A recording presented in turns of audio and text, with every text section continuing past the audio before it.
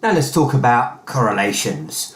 We use correlations an awful lot in human measurement because they're one of the fundamental techniques we use for evaluating both the reliability and the validity of psychological tests.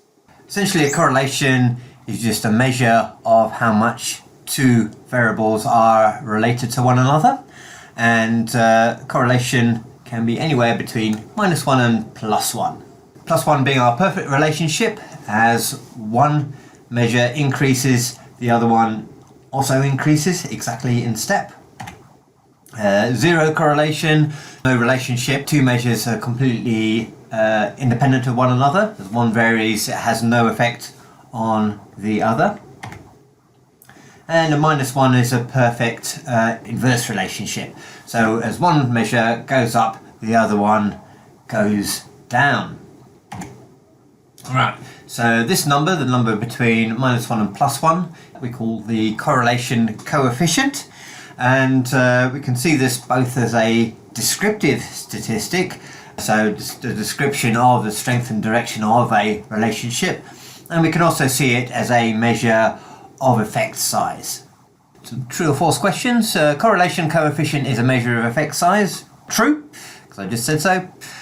Correlation coefficient tells us whether a relationship is statistically significant or not.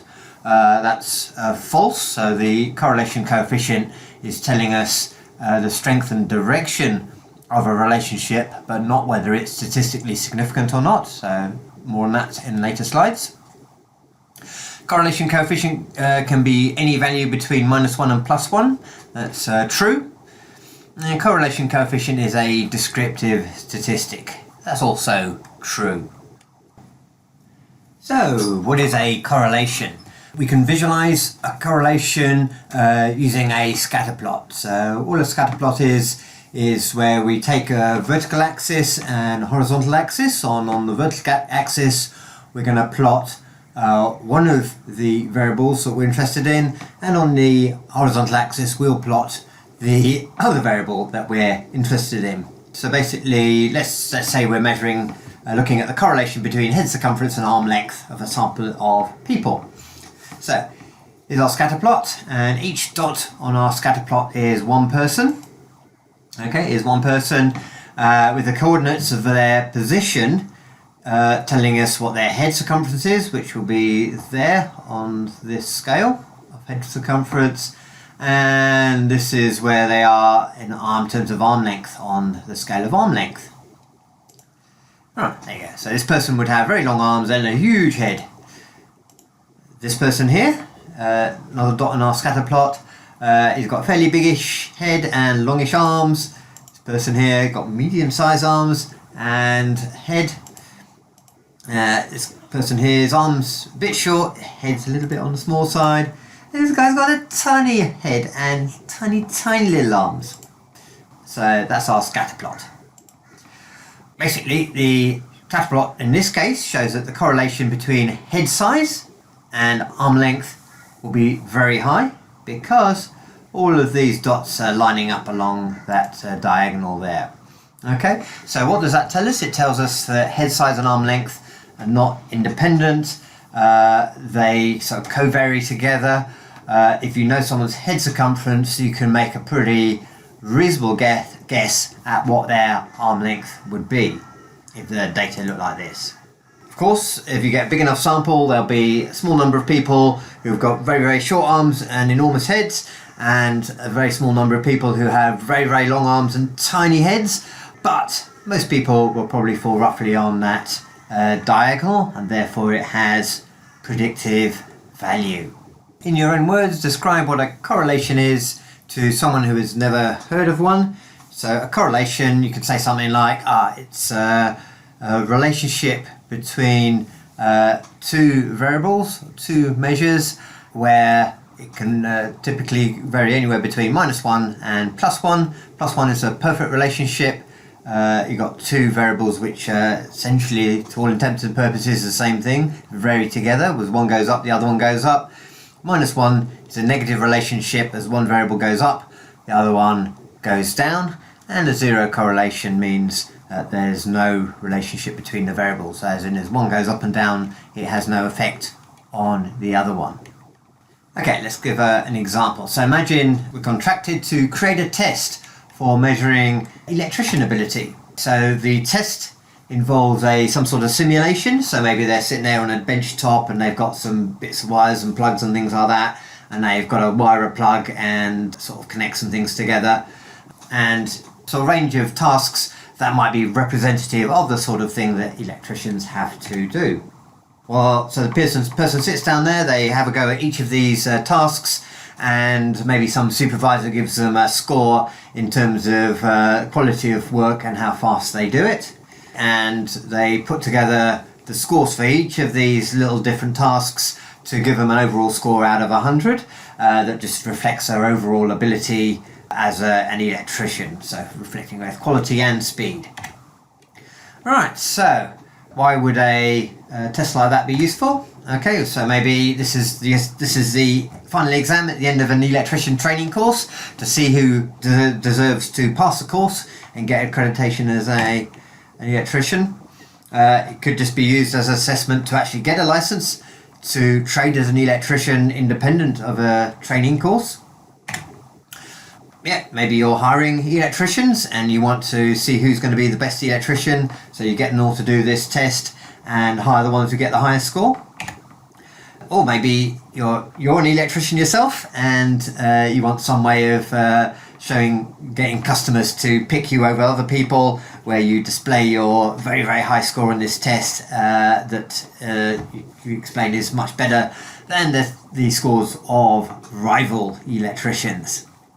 And fifth thing is that maybe a test like this would be useful if you, an electrician, wanted to be an electrician and you were going to choose an electrician training course, and it would be possible for someone to do a program evaluation of that course, where they found out, for example, that one course improves your rating on this test by 50 points, but another course improves it by 80 points, in which case pick the second course. In your own words, describe what a measure of spreadsheeting competence might consist of. So it's fine just to talk in very general terms here, but the answer might be something like, people have to go in and they're given say a worksheet with a number of common spreadsheeting tasks, and they're given like a sample data set, and they have to do those tasks under supervision within a set time frame. And they do a number of those that covers all the aspects of spreadsheeting that you're interested in, and you work out a final score based on all of those. In your own words, describe what a test of MATLAB coding skill might be useful for. So MATLAB is software that some of you might have used in some of your electives for coding up psychological experiments. So it's an engineering software language. What would a test of that be useful for? We can just go down through the 5 options we have here. So we could use our test of MATLAB coding as an assessment at the end of a MATLAB course. We can use it as a way of getting some sort of accreditation to show that you're a MATLAB programmer. You can use it if you're hiring people and you want someone who's really good at MATLAB. You can use it if you're trying to advertise yourself as a MATLAB programmer to say, I got sort of 95% in my MATLAB exam. And finally, there'll be more than one MATLAB course out there. Which one should you choose? You can use this test of MATLAB to help you select which course after sort of running some sort of evaluation study. Right, we create our test. But how do we know if our test is actually any good or not? So here's one option. This is now talking about the electrician test from the previous slide. So first thing I might do is recruit lots of electricians, and crucially I want a really wide range of abilities. So I'll make sure I get some people who are complete novices, I get some people who've got a bit of experience, and then I might get some people who will be considered expert electricians. Then I would get them all to do my test. So that is, I end up with a score out of 100 for every person in my sample. And then finally, I need some sort of criteria. Okay, some sort of independent way of measuring how good each of the people are at being an electrician. So yeah, here's an example of one. Maybe they do the test and then they go off and have to be an electrician, and but they're doing it under supervision, and the person doing the supervising gives them a score on the job for real, not on the simulated test version, on the job for real, and so you end up with a rating of job performance, and that you're going to use that as your criteria to see whether your test is any good or not. So what we're going to do in terms of the nuts and bolts of that is we've got a number here which is their test score, we've got a number here which is their job performance rating. We're going to look at the correlation between their test score and their job performance rating, and that will be a correlation where we can call that a validity coefficient, because the higher that is, then it means the better the test is. Okay, so that is, if the correlation comes out at say 0.9, then what that tells us is the score in the test is a really good predictor of how they will perform in the real world doing the actual task. So that correlation, yeah, we call a validity coefficient, because it's testing the validity of the test. Does the test measure what we want it to measure? So obviously there's lots of different outcomes. In your own words, describe a study that could be used to determine whether a test of plumbing ability was actually measuring plumbing ability. So yeah, basically you could just go through and describe these three steps here. So recruit a wide range of people, get them to do whatever the test is on whatever domain, find some external criterion that is a measure of the competence that you're interested in, and then do a correlation between the two. And the higher the correlation in this sort of context, the higher the correlation, the better. Okay, back to the electrician example. This is perfection. So if we can draw a straight line through all of our electricians in our sample, and like so, then we've got a perfect correlation. So this correlation coefficient would be 1. Yeah, so where this is a plumber here, an electrician here, where they got a high test score and turned out to be fantastic at their job, because they're getting a very high test score, look down here, and they're getting a very high job performance rating. And this person down here, they got a terrible test score and they're absolutely terrible at the job. So this is an example. If you know someone's test score, it's predicting their job performance with 100% accuracy. Okay, never happens in real life. Okay, what might happen in real life is something more like this, which we'd be very happy if we got something like this in real life, because at the end of the day there's bound to be noise in all our data. There'll always be some sort of level of measurement error. So this correlation here would be about 0.8, so not perfect but still pretty good, where there's a few people here. I've got medium test score, rated a bit below average at the job, but yeah, this is going to do what we want pretty well. So we'd be, in real life, we'd be pretty happy, or very happy with a correlation at this level in terms of telling us how good our test is at predicting job performance. So essentially this means if we use someone's test score as a substitute for job performance, okay, because we want to use this test score to decide whether we should hire them or not, or whether they should get accredited or not. Wouldn't be absolutely perfect, but it would be pretty good. Alright, okay, this is a 0.4 correlation. Not fantastic, but not dreadful either. So better than not using the test, better than tossing a coin.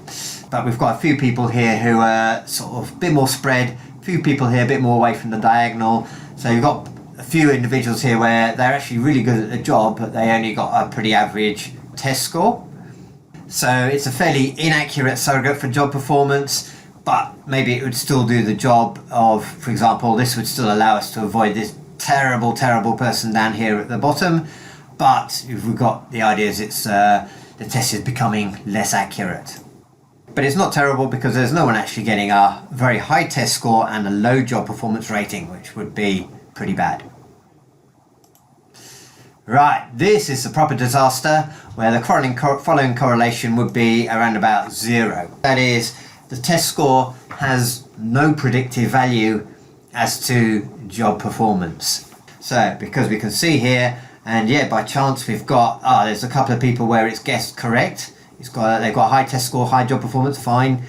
Low test score, low job performance, fine. But we've got an equivalent number of people who getting very, very high test score, but are terrible at the job. And this person here, where they got a terrible test score, but they're fantastic at the job. So the idea is that in this situation, the test score is telling you nothing about job performance. You might as well toss a coin to decide who to hire. So, nightmare scenario. Using this test is a waste of time in this case, because people with high or low test scores are equally likely to be good or bad at the job. Now let's talk about the magnitude of the correlation coefficient. Essentially, magnitude of the correlation coefficient is dependent on how much scatter, how much noise you've got in your relationship. The less noise, the less scatter on your scatter plot, that is closer people are to that perfect diagonal, the stronger your relationship. So that's the magnitude. Other thing you need to consider is the direction, which of course can be positive or negative.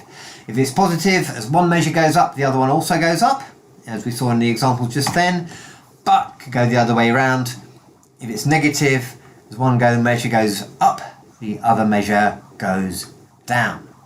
Right, true or false? If the correlation coefficient between two variables is -1, then it means that as one variable increases, the other decreases. That's true.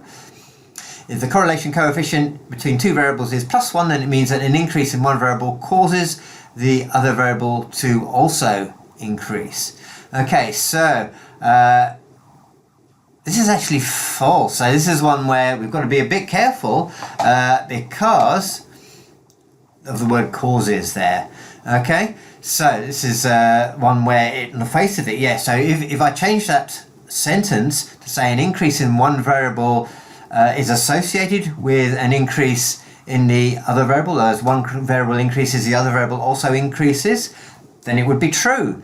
But what we can't infer from a correlation like this is causation. So that is, we can't say that one variable causes the other variable. To say something like that, we generally need an experimental design. You may or may not have that. The point is you don't know from the information given there.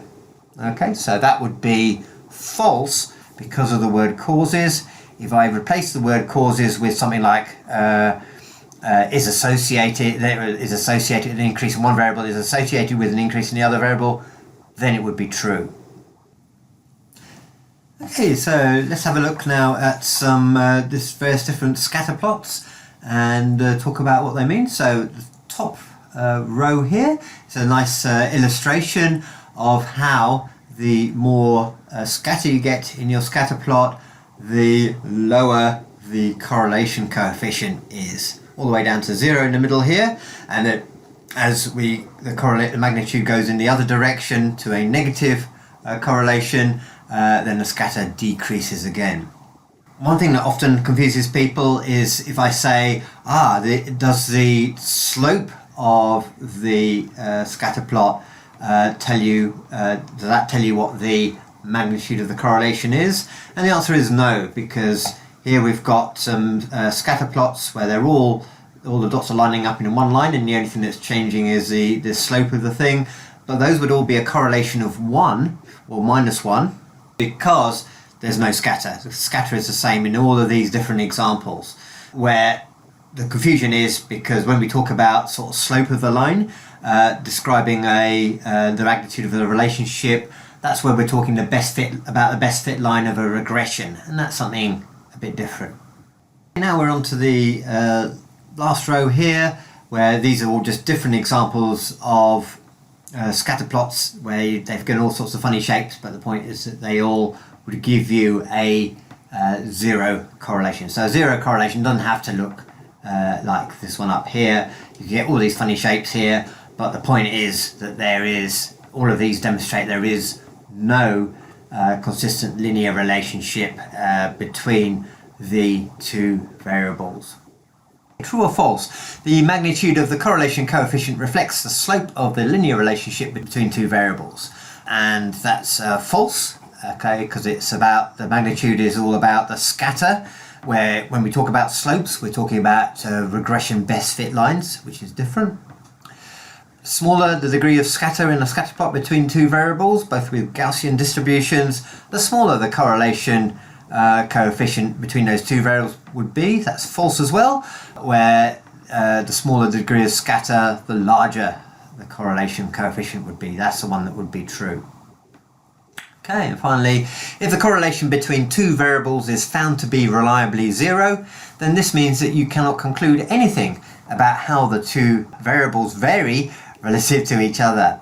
Okay, so this is false, and the reason it's false is that if we end up with this situation here, or any of these situations here, okay, that is a zero correlation, then we can make a conclusion, which is that there is no linear relationship between the two variables. Okay, so that is, there's no linear relationship like that. The two variables are independent of one another. So that is, we can draw a conclusion from a zero correlation.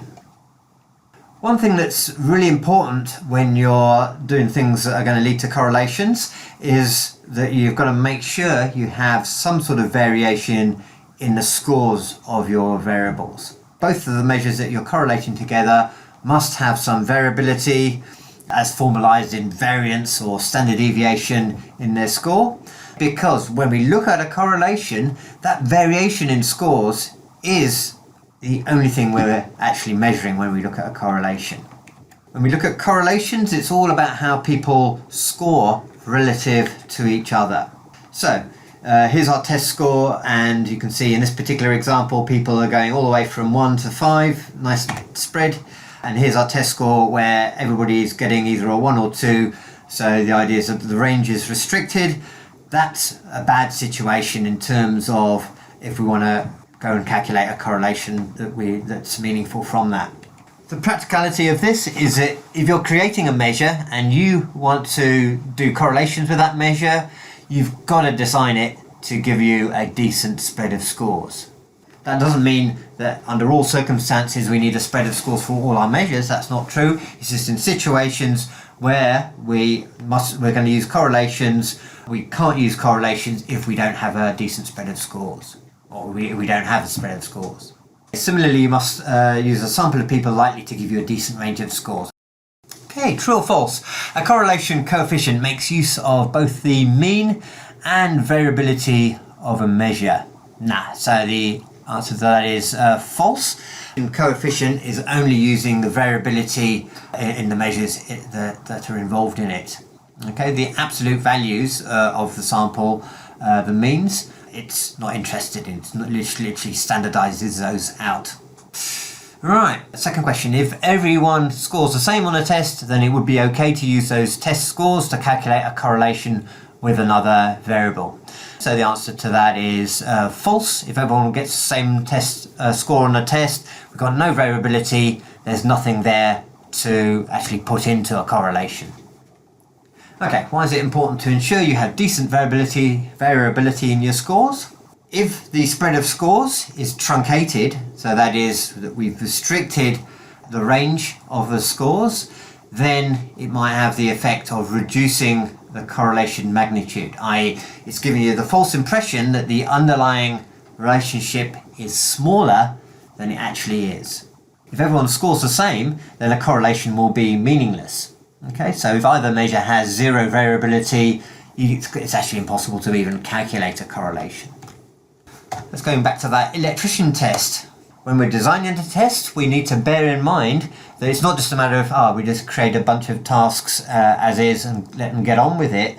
We need to make sure that the tasks we have created are of an appropriate level of difficulty so that they can tell apart electricians who are at different levels of competence. And the second thing we need to do for that electrician test, where we were doing the evaluation of it, we had to recruit a load of electricians. It's crucial that we get a suitable range of skill levels in order for us to look at things like the validity of that test. Okay, so in your own words, what implications does restriction of range have when interpreting correlations? Okay, the implications are that if you restrict the range, then it will probably reduce your correlation magnitude. okay, or make your correlation look smaller than it actually is if you've got restriction of range, probably. Right, second one, I want to see if anything will correlate with some measure. What are the implications if the variance of that measure turns out to be 0? Well, the implications are that any correlation would be meaningless, and in fact you can't even calculate a correlation. Third question, what 2 strategies could I use to give the best chance of getting a decent range of scores for a behavioural measure? So first strategy is to make sure the items in your test are chosen carefully so that they give a good spread of scores. So this is literally something you'll be having to do yourselves within for various activities within this course. Second strategy is to, when you're recruiting people to evaluate your test, you make sure that those people are likely to give you a decent range of scores as well. You're likely to have people who are going to be high scorers and low scorers. Okay, here's an example. So imagine that this is our electrician test again. Okay, imagine that we have a situation where we've created our electrician test, but all our tasks turn out to be really, really easy. Okay, so changing a light bulb. That would be something where we got our novices in, we got our experts in, everybody's going to end up with a super high score because the tasks are just really, really easy. That means this test will not be able to tell apart experts and novices, which is what we want it to be able to do. Okay, i.e. the range of scores is really, really tiny and much, much smaller than the full range of scores that our tests potentially could yield, because there's literally nobody who's that incompetent that they are down this end. Okay, so even the worst novices could get a maximum score, a ceiling effect as we call it. So essentially the scores of the 2 groups are squashed together up the top end, and the test can't do its job of telling the experts and the novices apart. Okay, so this is likely to suppress the correlation between test score and job performance. So now we look at any correlation between our test score and any job performance measure. It's probably going to be close to 0, won't tell us very much at all in this context. Is another example. This time we've got restriction of range because of who we've chosen to be in our evaluation study. Okay, let's say instead of recruiting experts and novices and people in between, we only recruit novices. Okay, so we've got a test now where we've got a nice range of tasks in the test, so it's possible we get, some people score low scores, some people score high scores. Okay, so the experts are up here and novices are down here, but let's say we only recruit novices. That means that we're only getting the bottom end of the scale being used, which means that we've restricted that correlation with job performance. Okay, if we get novices and experts, we've got a much bigger range, or much bigger range, a much more appropriate range for this test. Therefore, when we correlate this test score with job performance, that correlation will be meaningful. True or false? A plumbing test is specifically designed to tell apart novice and expert plumbers. This means it's a problem to recruit only experts into our study to see if the test works. That's true. Yeah, of course it would be a big problem if we only had the experts, because that's restricting the range to this part up here, and we wouldn't be able to tell whether the test could actually tell apart experts and novices, as well as the restriction of range issue. In your own words, give your own example of an evaluation study of a test of skill where restriction of range is a problem due to the type of participants who take part. So in these only examples, you don't have to come up with real examples. Feel free just to make something up off the top of your head. So let's see if I can do that now. Let's say I've got a test of surgical skill, and because surgeons are really expensive and really hard to get hold of, I'm going to evaluate it using a bunch of psychology students, because they're cheap and there are loads of them. That would create a restriction of range problem in my test, because presumably they would all get really bad scores on this test of surgical skill, and that wouldn't tell me what I wanted to know in terms of whether the test was any good or not. Okay, so here's a scatterplot where we can see how restricting the range suppresses the size of correlation coefficients. Here's the whole range of the scatterplot, including these orange dots, and then if we look at just the range between 0 and 1 for this variable x, we can see what the scatter plot would be there, and you can see the whole scatter plot is giving you a correlation of 0.89. But if we just look at the blue dots within this restricted range, that correlation is coming down to 0.51. Okay, just because we've restricted the range. Okay, so it doesn't guarantee that when you restrict range it will definitely go smaller, but it probably will, as you can see on this graph. True or false?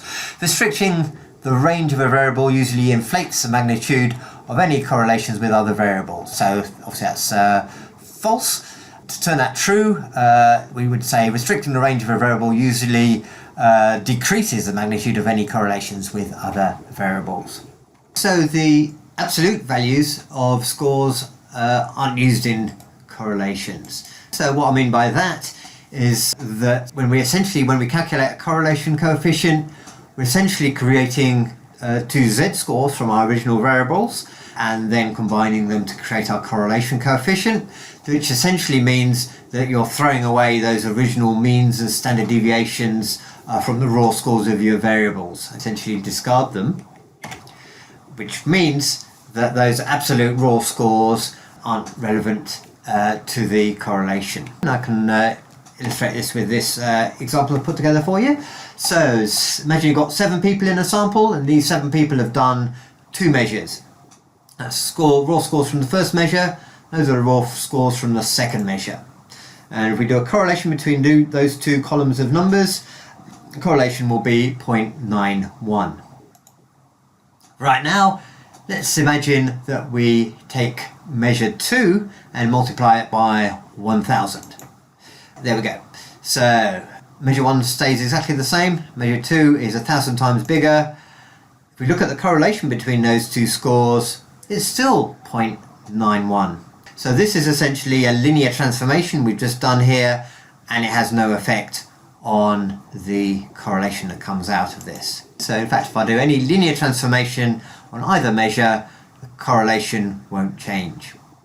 So true or false? The magnitude of Pearson's correlation between 2 variables will increase if we divide all the scores on one of the variables by 50, and the answer to that is false. No, it will stay the same, because that's a linear transformation equivalent to this multiplication one we used over here. Okay, so another important thing about correlations is that they are only representing straight line relationships, linear relationships, where the 2 measures are varying directly proportionally to one another. Okay, so it's only, essentially a correlation is only sort of sniffing out for a straight line relationship. If the underlying relationship isn't a straight line, then a correlation coefficient at the very best will be an inaccurate estimate of that relationship, but it might actually give you the wrong idea about that relationship. And that's easy to see in these illustrations here. So in the top left, we've got a nice normal scatter plot correlation, positive correlation. That's all good, as we would expect. But we get essentially exactly the same correlation if the dots actually were a lot more regular than in that, but instead of being a straight line relationship, it's a curvy relationship. But because a correlation can only spot the straight line component of that, it actually is not telling you the full story. And in these bottom 2 examples, we've got the straight line relationship, but in both cases we've got an outlier here and here, which means that even though the correlation that our software will spit out is the same as in the top 2 cases, the underlying data is quite different. That is, it's misleading us as to what is actually going on. 4 sets of data in these things, they've all got the same correlation, happens to be 0.82, but only the correlation in the top left data, in the top left corner, is representing our data appropriately.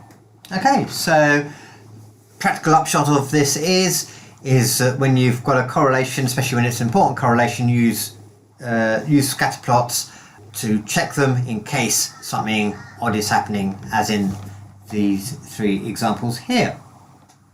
Okay, in your own words, under what circumstances might a correlation coefficient be an inaccurate estimate of a relationship between 2 variables? So we've got 2 examples here. So one is a situation where you've got a nonlinear or curvy relationship between two variables, and the other circumstance might be where you've got outliers like these that are sort of creating a relationship, creating a correlation that's giving you a misleading impression of what's actually going on.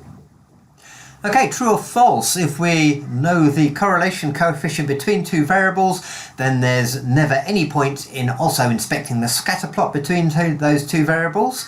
Okay, so obviously that's false, because we might end up with a situation like the one here where if we don't look at the scatter plot, we might come to the wrong conclusions.